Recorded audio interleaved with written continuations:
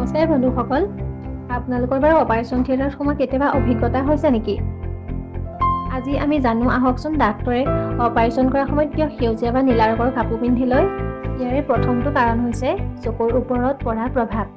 অপাৰেশ্যনৰ সময়ত যিহেতু তেজ ওলাই থাকে তেতিয়া গোটেই ৰঙা ৰঙা হৈ থাকে, অৰ্থাৎ সেউজীয়া বা নীলা ৰঙৰ বিপৰীত ৰং আমি দেখিবলৈ পাওঁ। যদি ডাক্তৰৰ কাপোৰ বগা বা অন্য উজ্জ্বল ৰঙৰ হয় তেন্তে লাল ৰঙৰ দাগ বা আফটাৰ ইমেজ চকুত ধৰে, যাৰ ফলত চকুজুৰি ধোৱা ধোৱা ভাৱ আহে আৰু স্পষ্টভাৱে দেখাত কঠিন অনুভৱ হয়। সেয়েহে সেউজীয়া বা নীলা ৰঙৰ কাপোৰ পিন্ধিলে এই সমস্যা হ্ৰাস পায় আৰু চকুৰ সঠিক দৃষ্টিশক্তি বজাই ৰাখে। ইয়াৰে ২ নম্বৰটো কাৰণ হৈছে চকুৰ শান্তি আৰু একাগ্ৰতা বা আই ষ্ট্ৰেইন ৰিডাকশ্যনৰ কাৰণে। ধুনীয়া সেউজীয়া বা নীলা ৰঙৰ চকুৰ ওপৰত শিথিল প্ৰভাৱ পেলায়, যাৰ ফলত ডাক্তৰৰ দৃষ্টিশক্তি অধিক একাগ্ৰ হয় আৰু দীঘল সময়ৰ বাবে অপাৰেশ্যন কৰাত সুবিধা হয়।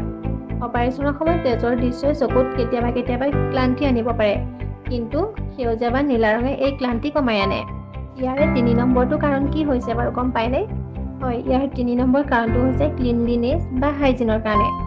বগা ৰঙৰ কাপোৰত আমি সহজেই কিছুমান দাগ দেখা পাওঁ, কিন্তু সেউজীয়া বা নীলা কাপোৰত ৰক্তৰ সৰু সৰু দাগ ততালিকে দেখা নাযায় আৰু এই মনোযোগ বৃদ্ধিত সহায় কৰে। বন্ধুসকল, ইয়াৰে ৪ নম্বৰ কাৰণটোলৈ যোৱাৰ আগতে আপোনালোকলৈ এটা সৰু ৰিকুৱেষ্ট। আপোনালোকে যদি ফেচবুক পেজটো ফ'ল' কৰা নাই আৰু যদি ইউটিউব চেনেলটো ছাবস্ক্ৰাইব কৰা নাই তেন্তে প্লিজ ফ'ল' কৰি দিব আৰু লগতে ইউটিউব চেনেলটো এবাৰ ছাবস্ক্ৰাইব কৰি ল'ব। এতিয়া আমি জানো আহকচোন ইয়াৰে ৪ নম্বৰ কাৰণটো কি হয়। ইয়াৰে ৪ নম্বৰ কাৰণটো হৈছে মনোবৈজ্ঞানিক কাৰণ, অৰ্থাৎ সেউজীয়া আৰু নীলা ৰং মানসিকভাৱে শিথিলতা আৰু শান্তিৰ অনুভূতি আনি দিয়ে। তেনেহ'লে ৰোগী আৰু চিকিৎসাকৰ্মী উভয়ে মনোবল উজ্জীৱিত কৰি অপাৰেশ্যনৰ সময়ত আমাৰ যি এক মানসিক চাপৰ সৃষ্টি হয় সেই চাপ কমাই অনাত সেউজীয়া আৰু নীলা ৰঙে বহু পৰিমাণে সহায় কৰে।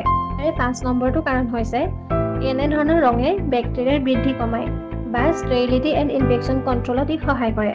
অৰ্থাৎ ধুনীয়া সেউজীয়া বা নীলা ৰঙৰ কাপোৰ ধূলি বালি আৰু বেক্টেৰিয়াৰ উপস্থিতি কমাই আনে, কিন্তু বগা কাপোৰত ই সহজে ধৰা পৰে আৰু এই সেউজীয়া কাপোৰে অপাৰেশ্যন ৰুমত সংক্ৰমণ নিয়ন্ত্ৰণ কৰাত বহু পৰিমাণে সহায় কৰে। বন্ধুসকল, যদি আপোনালোকৰ তথ্যখিনি জানি ভাল লাগিল তেন্তে আন সকলোৱে জানিবৰ বাবে ভিডিঅ'টো শ্বেয়াৰ কৰি দিব আৰু তথ্যখিনি আপোনালোকে কেনে পালে এটা কমেণ্ট কৰি জনাবচোন। আৰু আপোনালোকে যদি আমাৰ ফেচবুক পেজটো এতিয়াও ফ'ল' কৰা নাই আৰু ইউটিউব চেনেলটো ছাবস্ক্ৰাইব কৰা নাই তেন্তে প্লিজ ছাবস্ক্ৰাইব কৰি দিব আৰু লগতে ফেচবুক পেজটো ফ'ল' কৰি দিব। ধন্যবাদ। পুনৰ লগ পাম অন্য এটা এনে তথ্যমূলক ভিডিঅ'ৰ সৈতে।